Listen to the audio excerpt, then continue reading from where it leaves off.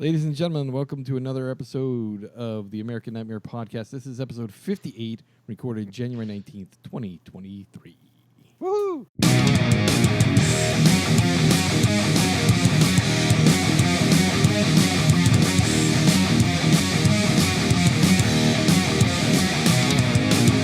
Nice. Wow, it's 2023. God Happy New dang. Year. Yeah, You're not supposed to Happy say New that Year. after a certain day. It's no longer. I'm going to say it all the way up until June. Nice. So I want people to look at me like, what the fuck is wrong with you, buddy? Well, technically, until we get through June, it's still the new year. Right. All right, let's get started with some awesome horror news. Okay. Damien Leone on Twitter says that Terrifier 3 will recapture the creep factor presented in the original Terrifier short film. Nice. I'm excited for it. One of my main goals, according to Damien Leone, is Terrifier 3 is to capture the creep factor presented in the original Terrifier short film that had a genuinely spooky atmosphere that I'm still proud of. If it all goes as planned, Part 3 will be the scariest Terrifier thus far. That would be nice. Hashtag Terrifier 3, hashtag creepy. Yeah, I think part 2 is probably gorier than it was scary, right? Oh my I agree. God. It was a little more, it was more campy than the first one, but Yeah, still, sure. it was a great film. Yeah, Just and like Evil the Dead practical 2, right? effects were awesome. Like Yeah. from jumping from Evil Dead to Evil Dead 2, right? Evil Dead got a little funny and Right. it And was then still scary. Army of the Dead was Army of Darkness was kind of a blend of the two. Totally off the wall, right? Yeah. Evil Dead Rise trailer is finally out, but Looks it really reveals good. that there's a different Necronomicon than in the other films. Oh, really? Yeah, I thought it was this supposed to be the same. It had Ah, the well, teeth I mean, the around. book had teeth. I don't remember teeth being Yeah, on the I don't on the either. opening of the other one. I don't either, unless it matured and Well, according to Empire Magazine, a recent interview with the creator of the new, or the director of the new film, Lee Cronin, says that we probably worked on the book for 3 months. It's a completely handmade, hand-drawn. It's got different visual style than what you've seen previously, and it's brought a little hints of Celtic influences, some different things that give it a hell of a lot of personality. This is the bastard cousin of the other books, and they are bastard cousins of this book. The connection to these films in Army of Darkness. Well, in Army of Darkness, there were 3 Necronomicons.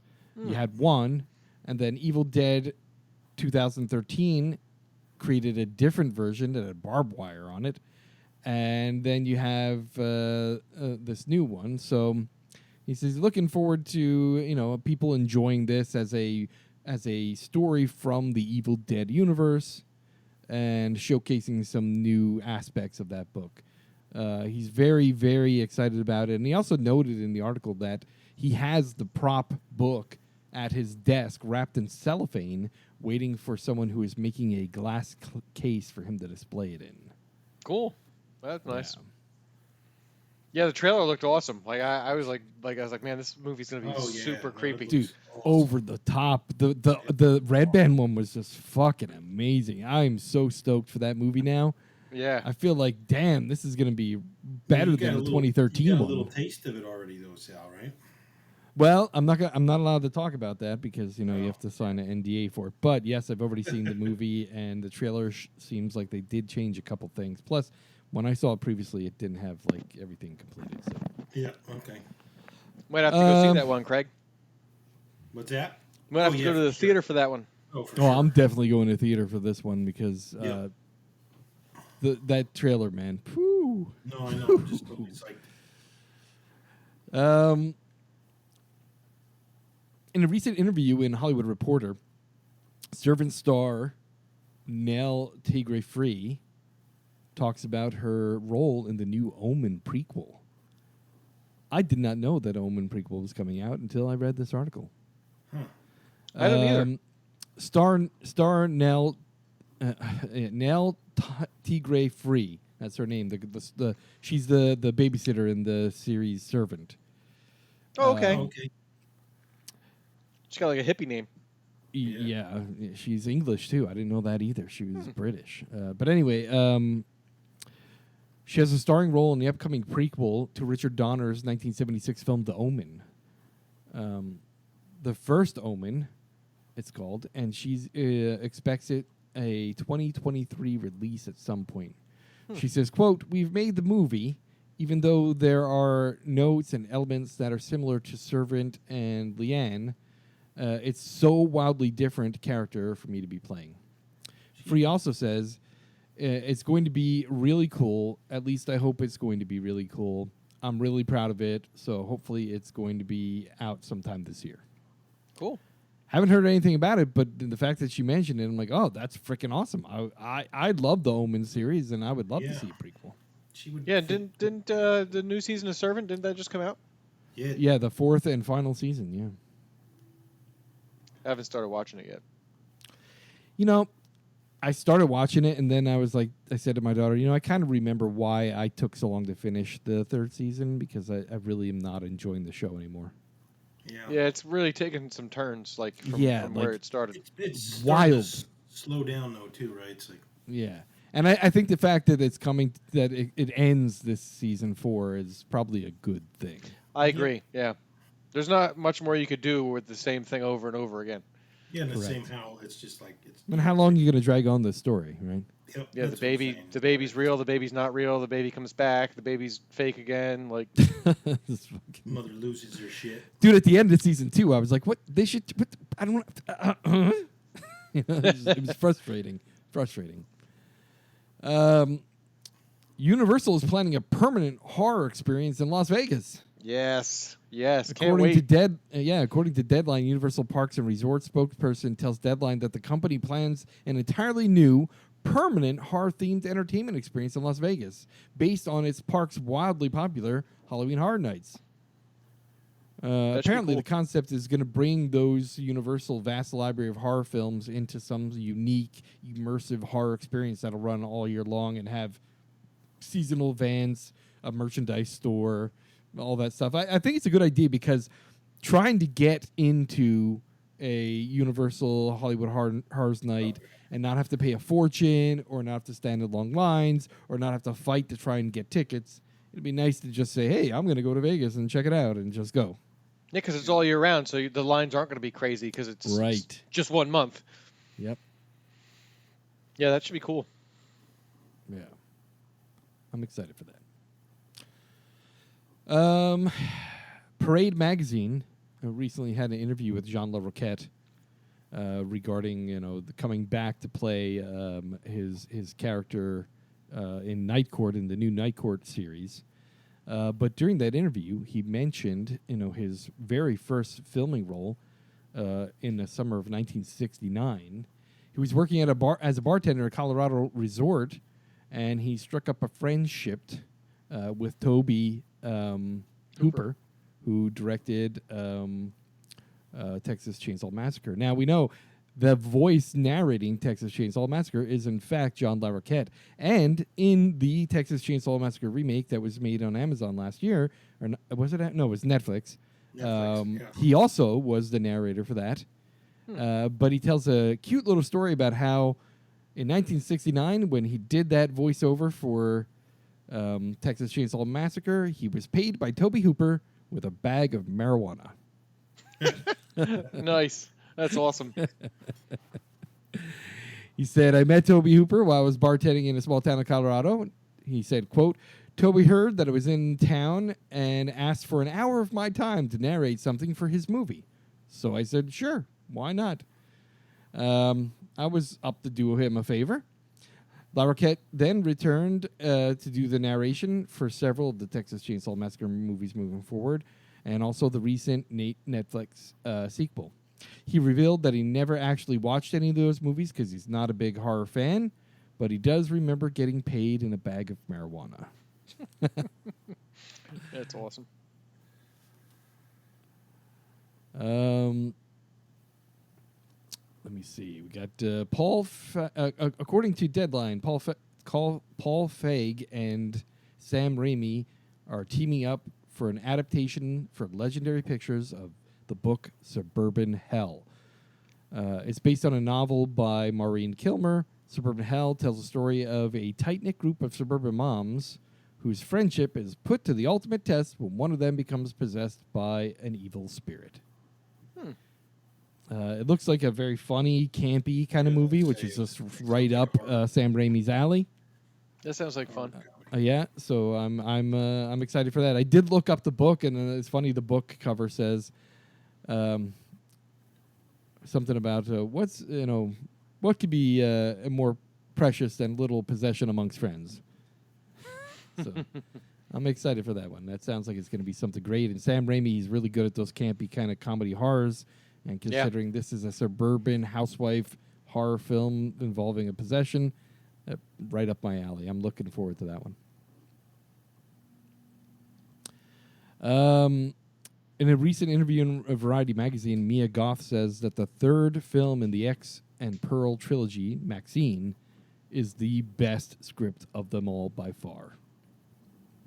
That's Speaking with Variety, yeah, exactly.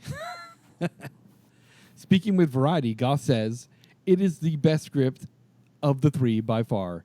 It is going to be the best movie of the three, and we are all so tight now. It is going to be the third movie that we're working on together, and everyone is coming back together, and it's bringing the band all back together again. We just had shorthand with each other, and we know how everybody works, and we're so excited. So, damn, I am excited too. Yeah. I cannot wait awesome. for this film. Yeah.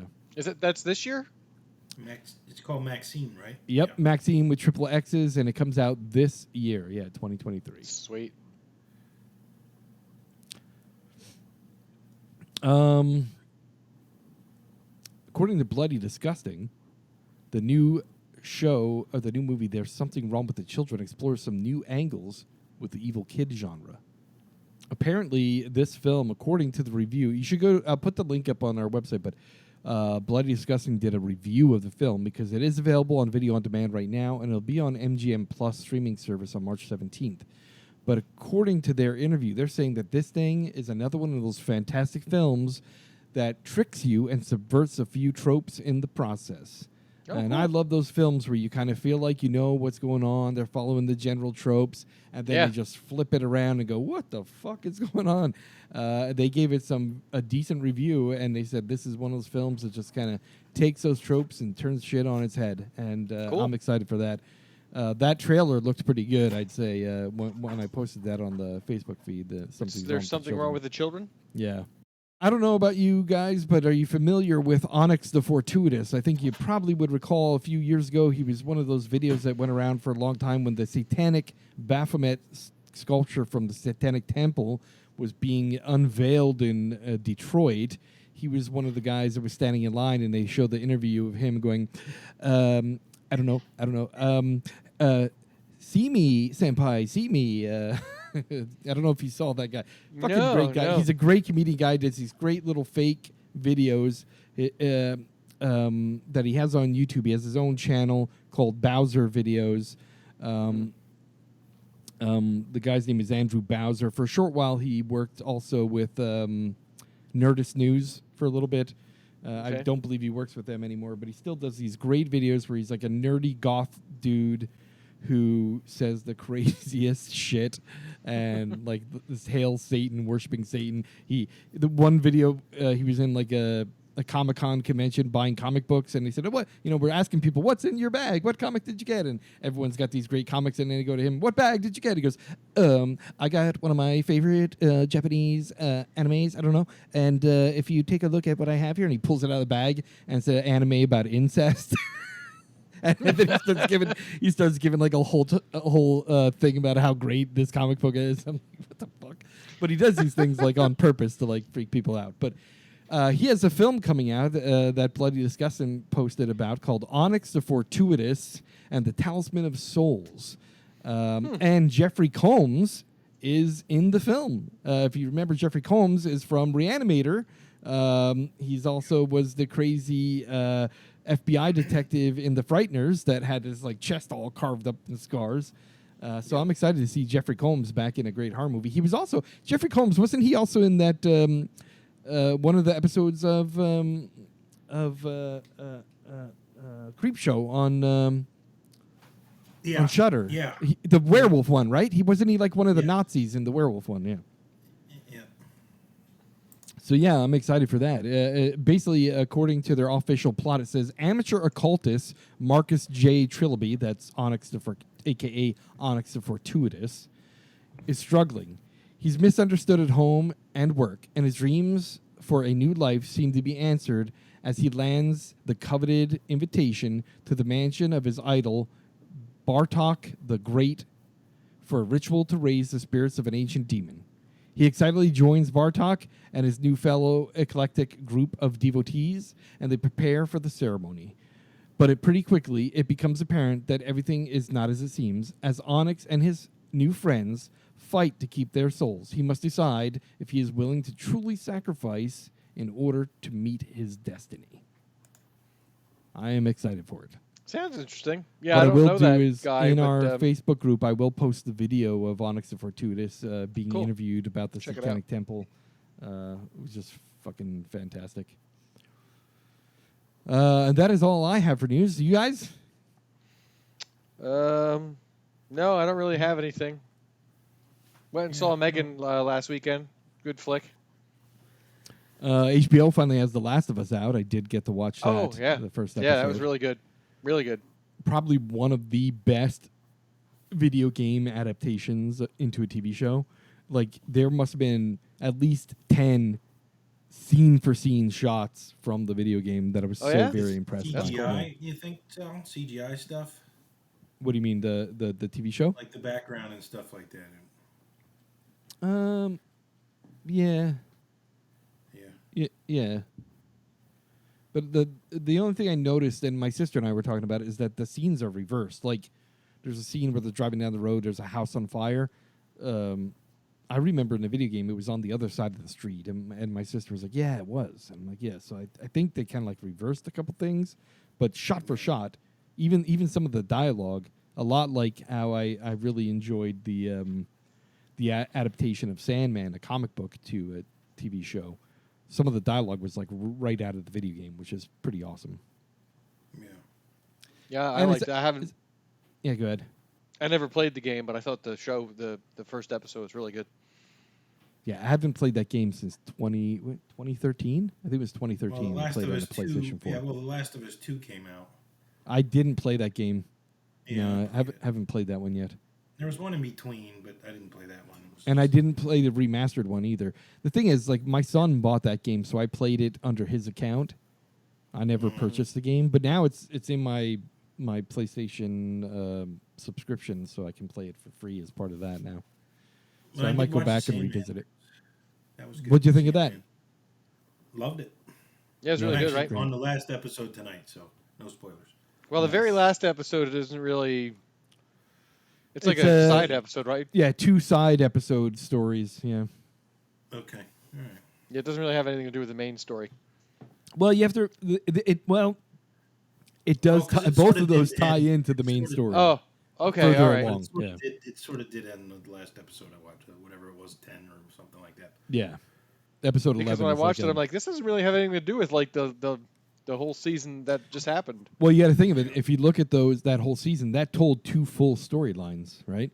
It Yeah, told true. him being trapped and regaining all of his items, Mm-hmm. and then the storyline of the serial killers, the serial convention. Oh, yeah. That was a pretty cool story. Yeah. All right. Awesome. Let's get on with our top 5 list. Or no, you know what? We forgot. I'm always forgetting this. And we have 5 great horror flicks to watch. Oh, yeah. Yeah, Chris. we're doing HBO Max this time because Awesome. yeah, I think you did Netflix last time. We thought it was Prime, but it was Netflix. So yeah, since you just mentioned it, The Last of Us is on HBO Max. Something that if you're a horror fan, you should check out. Barbarian, which was just out in the theater, last year. It was a very interesting take on horror. Something fresh and new. I enjoyed it.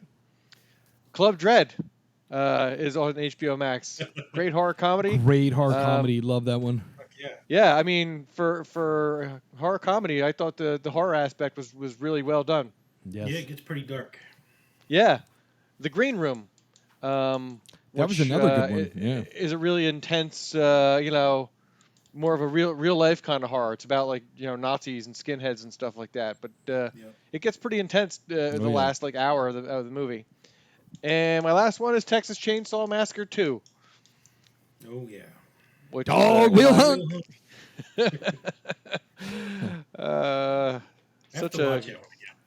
Such a crazy movie. I do love that movie. Chop Top is like the best. Yep.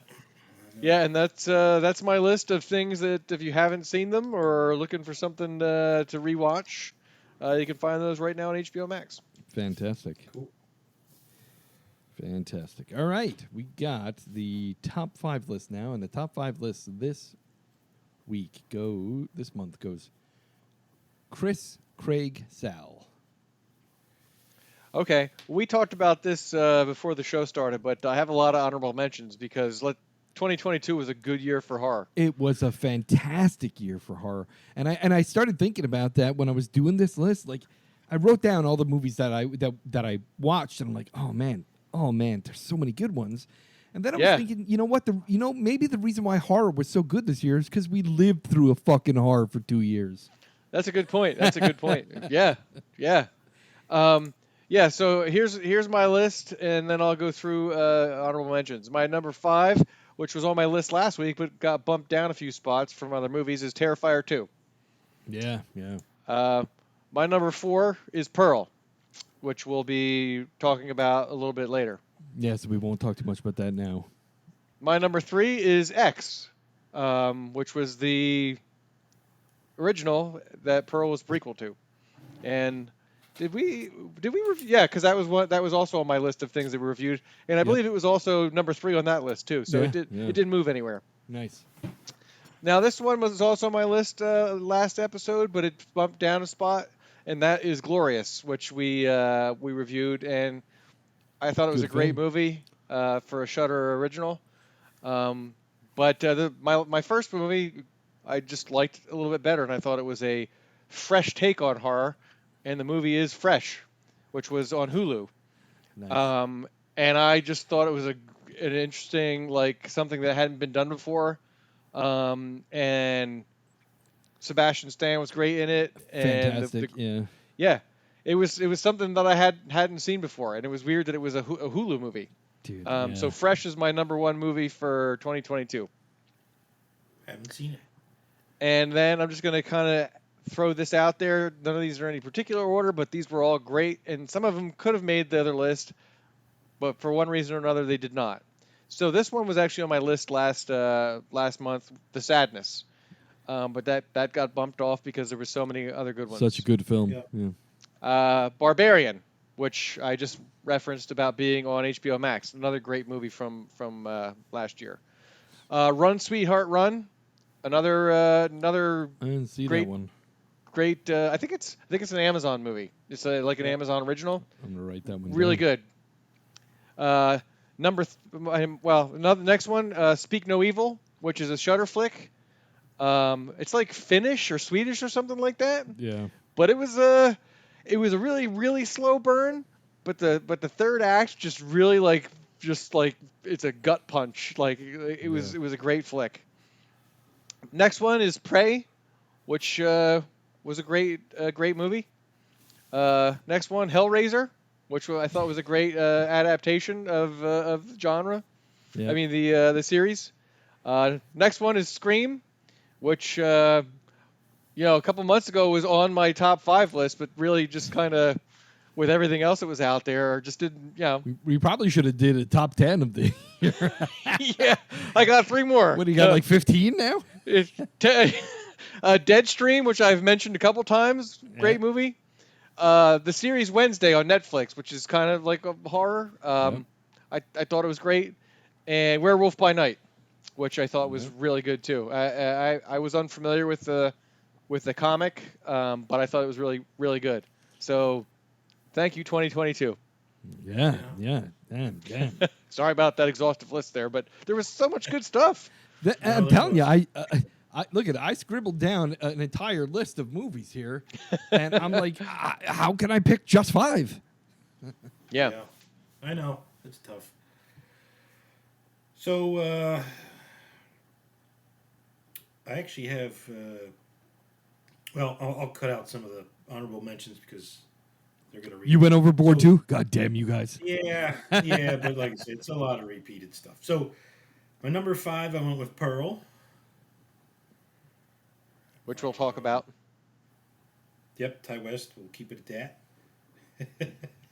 that. Number 4, I went with Barbarian. I thought that was sort of different, unique. Yeah, it was. It was fun. Twist Justin Long was great in it.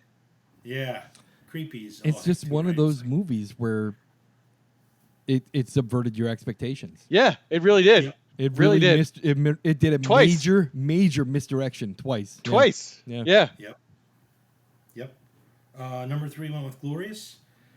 Yep. I think that was on the Yeah. list. Again, surprised. Really cool, different take on a horror movie. With That's one the actor. space. Yeah. And basically like in the shitter the whole time, right? Fucking Yeah. great film. Look, I can't stop recommending it to people. And Like that's hard every to do. time I Like, talk to people someone don't that likes realize- horror, going, you got to see Glorious. Yeah, and that's hard to do like when you're one person. Right? I talking mad props to somebody that. that's What's not his name? there and, yeah, Forget what that guy's name is, but Yeah. I was gonna say Jason, but that's his character. yeah, that's his True Blood character. Yeah, so that was my number 3. Number 2, I went with Black Phone. Really Dude, looking forward that to was that such a movie. good film too. Yeah. Totally forgot about that one when I was making my list. Disappointed. Wasn't disappointed. Like I said, I had really huge expectations for that movie, and when I watched it, it didn't disappoint. And number 1 was X. Ty West. Dude, Mia Goth and Ty West. Right? Holy shit, bro. I Yeah. can't I wait didn't for realize Maxine. I didn't realize she wrote some. Yeah, she's co-writer Yeah. of these. Yeah. And then like I said, and Scream and Terrifier too. I guess I'll throw those on my honorable mentions. Nice. Keep All it right. short. Sorry about that. That's all right. Right. My number 5 is Glorious. Again, great film. There's just so many films to pick from. I couldn't. Yeah. I couldn't Yeah. move that one up any higher. But I needed that on the list because I keep telling people, you want to see a great film that doesn't have a million actors in it, and just like really a lot of what goes on is in your head as he's talking. Yeah. Like you make the film a better film with just his conversation. Yeah. It's fucking for sure. fantastic. Loved it. My number 4 is Terrifier 2. Again, a little more campy, a little more comedic aspect on it compared to the first Terrifier film, but still tons of over-the-top gore. Very well done film. We did a review of it. You should go back and listen to our review of it because that was a great film of 2022. My number 3 is Barbarian. That film was one of those films where when it came out, it was like, I might go see it. But it looks like it might be like a Yeah. typical fucking kidnapper. I like that it dropped to HBO right away though too. That was sweet, right? Yeah, and it was great to be able to see it like that. And then I watched it the next day after it came out. I'm like, holy shit. What a Yeah, it was freaking good film. Because I really thought, I know what's going on here. And then all of a sudden it was like, no, you don't know what's going on here. What a great, great film. My number 2 is Pearl.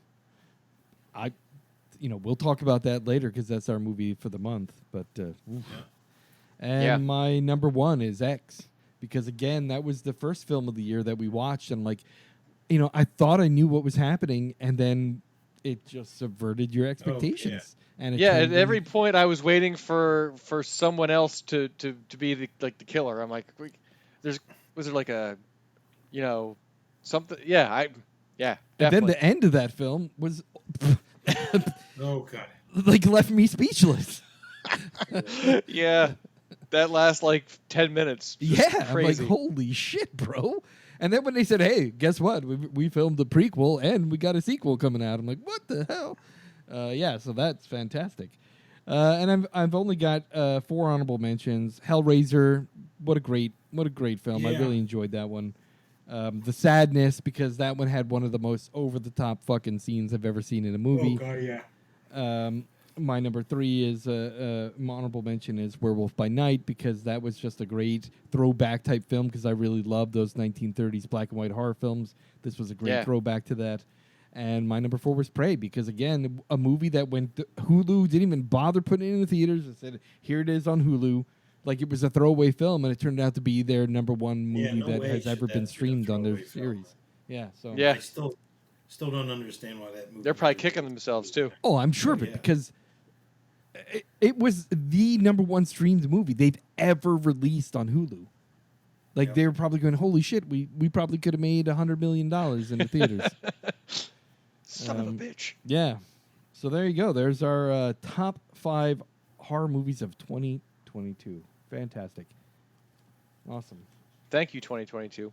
Yeah, what And a great I think year 2022 is also the year of Jenna Ortega. Yeah, not only that, but dude, the number of films coming out this year that have already been announced is already like, holy crap, there's going to be some great films this year. Well, yeah, I mean, Megan came out like the first week of January? Yeah. And that's done really well. Dude, that movie, I really enjoyed it. I liked it too. I didn't know going into it was PG-13. That's the only thing I don't like, because the director even said he has a rated R cut because they made him cut a bunch of shit, and he might release the director's cut on Blu-ray so that we can see the rated R version. That'd be nice. I hope he does do that. But for PG-13, I really enjoyed it.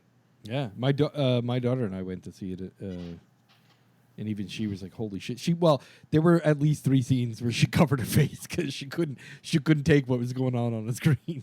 It was too much. It was good. We went and saw Friday the 13th. Me and Kim and Maya. And nice. We all liked it.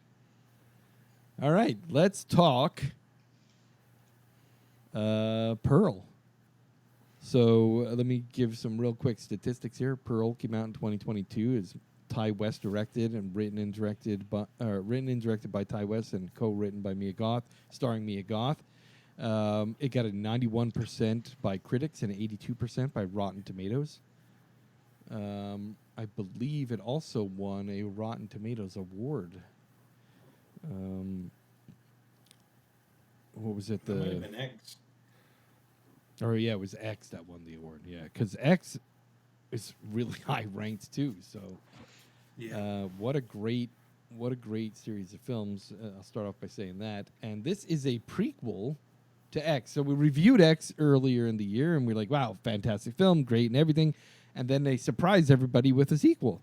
And they said they shot them pretty much the same time, right? Yeah, back to back. And the cool thing is now this is at the end of X. If you haven't watched it and you haven't watched this yet, please, go watch it before you listen to our review because I'm just going to touch base right now.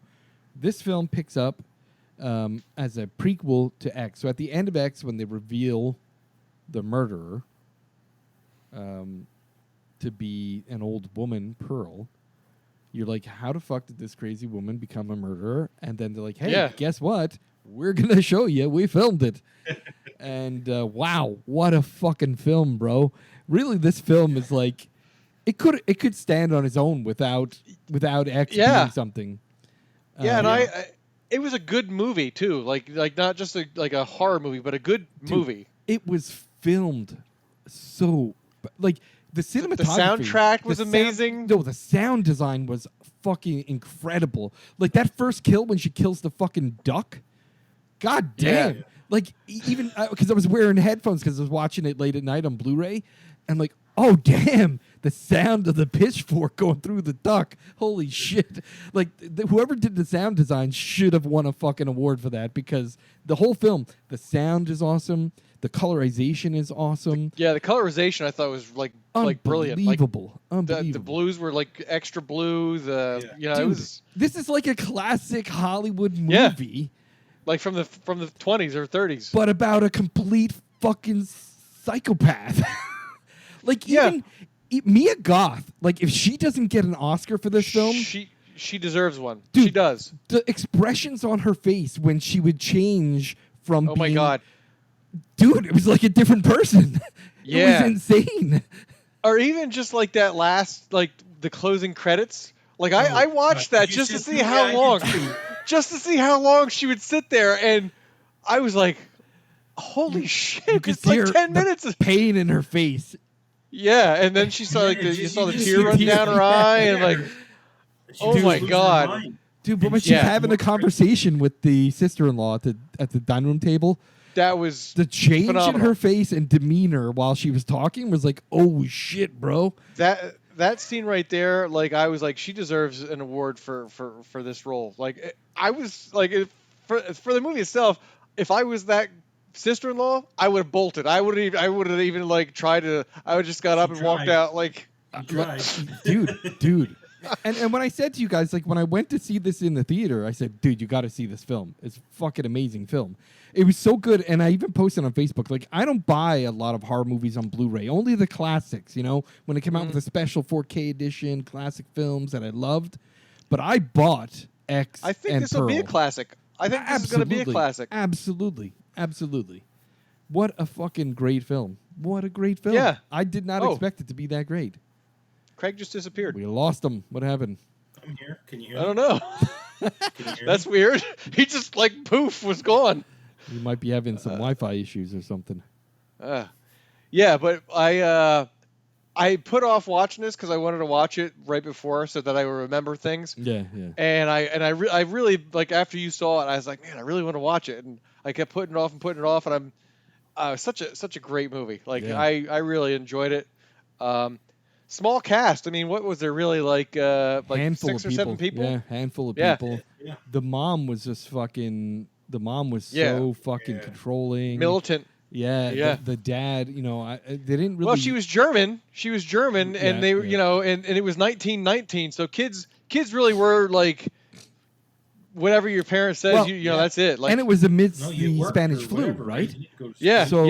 So they had that were- going on, too. Yeah, so with all that shit, and then you knew like the mom was nutty because that when her her friend's mom came by with a pig and like she She left wouldn't that take pig out it, there. let it sit on Yeah. the fucking on the it was all steps maggoty and covered in stuff, maggots. and I like that though. Like one of the things I thought was cool, like every time that they would show that pig, like it would be more and more decayed, And kind sort of of like like as her- she was like as the Losing her movie went fucking on, sanity. Yeah, was losing her shit Yeah, more and more yeah. so. And to be honest, I mean, her mom said that she saw the darkness in her, but I think like when she gives that monologue, you know, and you find out like how hurt she was that that Walter, that was his name, right? Walter, was that her husband? Yes. I think it was. Was it? Anyway, It might have been. he was her ticket out of there, and he bolted to go to war. Like Yes. she was just crushed. She never got away. Like her heart was broken for numerous reasons, and then she was stuck there on that farm. No interaction, But like then you the- know. the Yeah, self-realization that she had, like, I'm not normal. There's something wrong with Are me. you scared of me? Like, yeah, Yeah. like, what did I do? Like, when Yeah. she kept yelling that, what did I do? What Yeah. did I do? I'm like, whoa, man. You are fucking was even unhinged, telling- lady. Telling her sister Yeah, at like, the end. well, yeah. It was good. It was a really good movie. I don't have anything bad to say about it. No, and I'm trying to think, like, so many things like happen in that film, like between her meeting the guy at the theater place, and then Yeah, he that was a good role too. I thought he did really good. right, and he started like introducing her to pornography and like, oh, they do Mhm. this in France, they do this, you take your clothes off in films, you could be one of those girls, Yeah. and then she just like wanted to be like famous, like this. The whole like psychology of Pearl is like, this girl is fucking nuts, bro, and she couldn't like. So do you think? I don't know, like- just watching the film and watching her face. Like I said, Mia Goth got to win an Oscar for this because you could tell she would be have this like behavior, and then like Yeah. something would switch on in her head, and her demeanor would change, and her face would change, like she was unhinged by something, and just Yeah, would- she was almost childlike when she was like well, not normal because she was an adult. At first, I Right. thought she was supposed to be like a kid, right. and I'm like, wait a minute, she's married. Like, how old is Right. she? But it's and like then her when you kind mom- of figure out, Her mom was so afraid of her. It sounded like when she was young, like her mom was afraid of her being spoiled, like being like not pure or not childlike or not, Yeah. whatever, maybe it's their religion, maybe it's her mother's upbringing or whatever, but so controlling of Pearl that like sheltered her from the real world, like sheltered her from everything around her to the point Yeah, where so all she had was the cow and the goat to right, be her friends. right, and then knowing that, okay, so mom's got these beautiful dresses, and then trying them on and knowing that showgirls and getting this idea where I can be famous, I can have people see me dance, and then when she tells the story about how she just dances in the house and she's afraid for people to see how she dances, and then her friend is like, no, you should audition for this dance, you could be in the troupe, and then she's like fantasizing it, and then when you finally see her do the dance, you're like, what the fuck?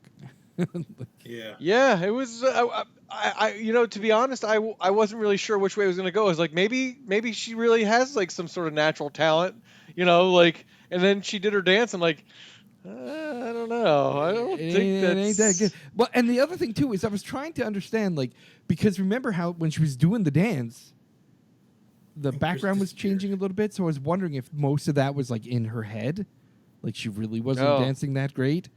And then at the end, they're like, yeah, you're not exactly what we were looking for.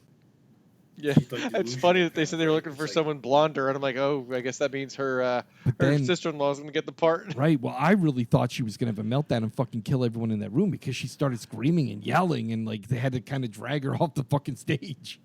Yeah, like that's when that you think she changed. Yeah, she just couldn't accept it. Like, well, because she was so like a child, she was so invested in the fact that this was her way out, that she was going to win, and this was going to be her way out. This was her way away from her mom and dad and out of that small town and off to see the world, and that guy that she met is going to help her get there, right? Yeah, and that's where she like fucking unraveled and like, all right, I'm not getting this, and then she goes and runs to that guy and then brings him home, and he starts to realize, what's this rotting pig on the fucking porch. Yeah, and then he finds the corn on the floor, and he's like, Yeah. And then she says, "Yo, that was the dog down there in the basement. He messed up the kitchen, so I put the dog down there." She's like, "Oh, by the way, I want to show you something." And she brings him out there, and he's like, "What about your dog?" Oh, we don't have a dog. Oh, we don't have a dog. It's like, oh. And then he was like, I need to get the fuck out of here. And then once he gets in his car and she comes at him with the fucking pitchfork. Oof. Dude, she was killer with that pitchfork. Dude, that fucking thing, like that whole film, I love it. I had to watch it a second time, even on Blu-ray, and I listened to the director's cut, and man, the notes that they talk about, like filming these scenes, like how she was getting into character, what a fucking, like, she is a star actress. I'll tell you, man. I don't know. Like, what did we see her? I'm trying to think. Have I seen her in other films? I don't think so. Maybe she had bit parts and other stuff. She was in like one other film, I think, that I might have recalled her from. But I'm like, dude, she is amazing. Just listening, just unbelievable. Yeah. I think I think she did her dad a favor, like killing him though. Oh yeah. Like that dude, like they were giving him morphine to get him through the day, like that liquid morphine, and then like even like eating, like he barely like when she put the food in his mouth, he just kind of went like, yeah. I was like, man, she did him a favor, like by putting him out of it. Like that was the only killing that was justified. Like, and then at the end when she was really fucking him up, like that tear rolling down his face, him crying is like, oh fuck. Yeah. Man. Yeah. So do you think she would have been normal even if she would have left the farm? No, I don't think so. That's what we were just talking about. I feel like her mother was so controlling of her because she makes those. She was already broken. Right. She was already she didn't have a proper childhood. She didn't have a proper life to live because her mom was so controlling. But her mom said that she saw that darkness in her. Like she told her that. So it's possible that maybe she knew that, and that's why she sheltered her. And maybe she thought she was doing the right thing by sheltering her. Protecting the rest of the world. Yeah. But apparently, wasn't fucking good enough. Because when she starts telling the story, like she started she basically kind of sounded like a serial killer. Like she started out with killing small animals, and then I was like, man, she's kind of like a serial killer almost. Like, oh yeah, dude. And when she takes the dad in the wheelchair out to the edge of the dock, and starts calling the fucking alligator or the crocodile. Oh yeah, if mom didn't show up. he I was, like, actually going around. appreciated the callback to the alligator. Like, now, like in X, when the alligator's in there, I just thought it was a random alligator. But now we know and I was like, she's been feeding it dead animals. Oh, you know what else is strange too with the dad is like these bath time. Like, oh he's doing yeah, something. that was kind That of was weird. very fucked up, bro. She knows what she's doing, Yeah. right? And Yeah. she's like pinching. Or, Like, well, you can't feel this, or, like, When we're talking about the weird scenes, let's talk about the raping the scarecrow scene. Oh Like, my that was god, just- that was fucking wild too, dude. Like I said, that chick was mentally unhinged in every I was aspect. like, what the hell? Yeah. tongue in it too, right? Yeah, like yeah, like it wasn't even like just lip kissing. She was like, yeah, sliding some No. tongue in there, and then Yeah, she's like, ah. Dude, that whole scene really creeps me the fuck out too. it's funny because on Amazon, because I rented it from Prime, it said it was a suspense/comedy. What? Yeah, it didn't say horror at all. It said suspense/comedy. I'm like, I don't know. I don't think anything was funny in that movie. All I really. can say is there were scenes that absolutely horrified me. There were scenes that absolutely were gross. But god damn, I didn't see any comedy in there. Yeah, nothing. They funny, like right? the film could have easily been named, the birth of a serial killer or from psychopath to psycho, to a serial killer or something, because that was some fucked up fucking film, man. I like how they set the tone too with killing an animal first. Very early on, because that makes us all squeamish. Like, don't kill the animal, don't kill the animal. Well, and the thing is, I can't believe it seemed like such a nice, innocent scene at first. She's kind of dancing around Yeah. and talking to the horses and to the cows. But and- that goose gave her a look. You could tell, like he was glaring at her. Like I think he felt her darkness too. and then She's like, "What are you doing in here?" you could see the switch again. One of those scenes where you could see the switch in her face, and just whoomp, dead. Pitchfork. He wasn't scared of her though. He just stood his ground. He's like, "What you gonna do?" Well, then she showed him. Dude, so good. Such a good film. To me, I like this one. Like I said, I bought it on Blu-ray because to me, this is going to be a classic. I got the one with the director's commentary, some outtakes and crap like that. Unfortunately, it wasn't available in 4K for whatever reason, but I got it on Blu-ray. I think mine was.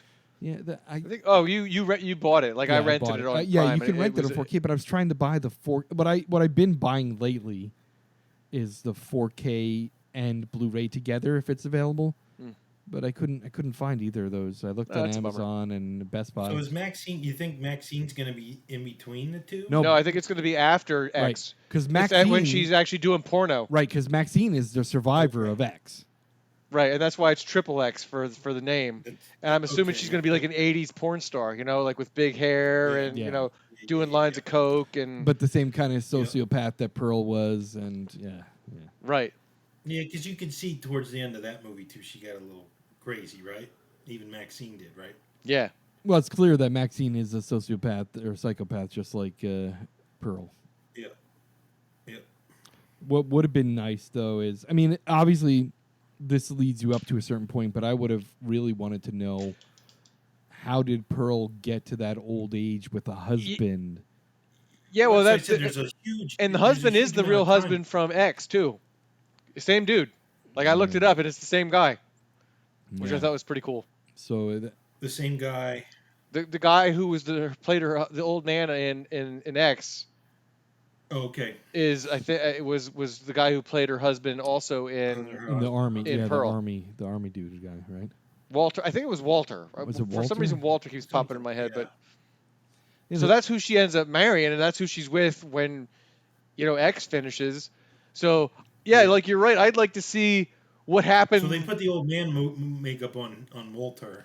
Yeah, for X, yeah. Right. Yeah. They really could do a Pearl too and have it like with her and Walter like in their 40s or something like that. Yeah, because at the end he walks in the That's door and like they're fucking corpses Yeah. in the fucking kitchen. Yeah. like Well, that's what I said. There's a lot of time in between. Yeah, so they Right. really could like Right.